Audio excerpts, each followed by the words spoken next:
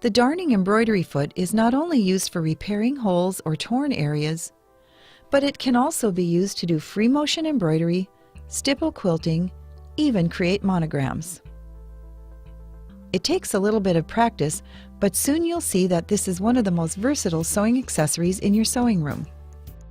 The darning foot has a small circular opening through which the needle passes while sewing. The arm rests on the needle clamp, which moves up and down as you sew. To attach the darning embroidery foot, first remove the presser foot and presser foot holder.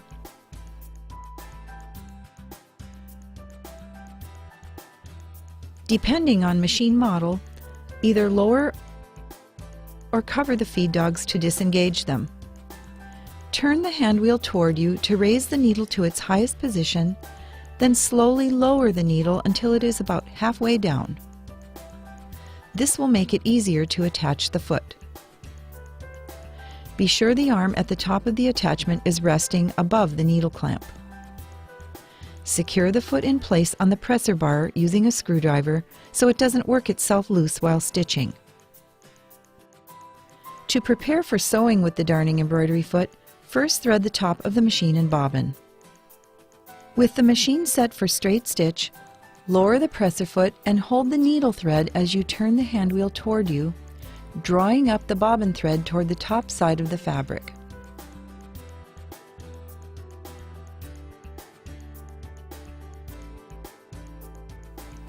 Lift the presser foot, then pull both threads under the foot. Lower the presser foot. Sew a few stitches to secure the threads. Continue sewing, then stop to trim the thread tails. When you put the presser foot down, you may notice that the foot won't be touching the fabric. But lowering the presser foot will put tension on the upper thread, which is necessary for correct stitch formation. The foot only comes in contact with the fabric momentarily while stitching, when the needle is in its lowest position. The foot rises again, allowing you to move the fabric freely. To do darning of holes or tears in fabric, apply a small fabric scrap to the back of the tear to add stability. Select the straight stitch and sew over the torn area while guiding the fabric back and forth in even movements. Once the area has been covered with stitches, leave the needle down, lift the presser foot, and turn the fabric 90 degrees. Lower the presser foot and repeat the process.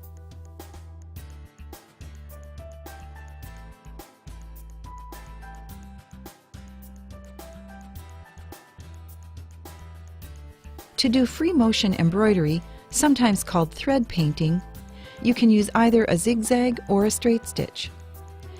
It is not necessary to set the stitch length, as this is determined by sewing speed along with the fabric movement.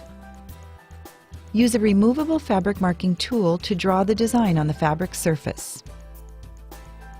Apply stabilizer to the back of the fabric following the manufacturer's recommendations. Draw up the bobbin thread, then hold the bobbin and needle thread firmly as you begin to sew.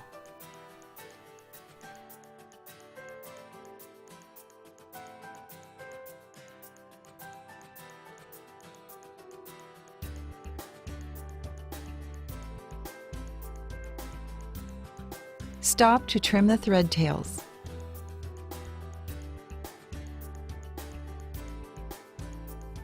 Sew at a fast speed while guiding the fabric at a moderate pace as you fill in the design area on the fabric's surface. For monogramming, set the machine for a zigzag stitch. Place the fabric in a hoop, which will make it easier for handling the fabric as you sew. Apply stabilizer to the back of the fabric following the manufacturer's recommendations.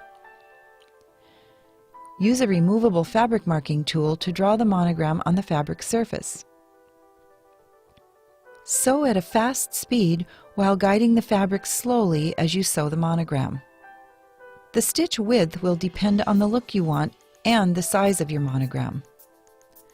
Stitch length is determined by the sewing speed along with the fabric movement. Though this technique takes a little practice, You'll soon find it's a creative way to personalize many of your projects. To do stipple quilting, set the machine for straight stitch. It is not necessary to set stitch length, as this is determined by sewing speed along with the fabric movement. Place the backing fabric, batting, and top fabric together. Pin baste to secure them for sewing.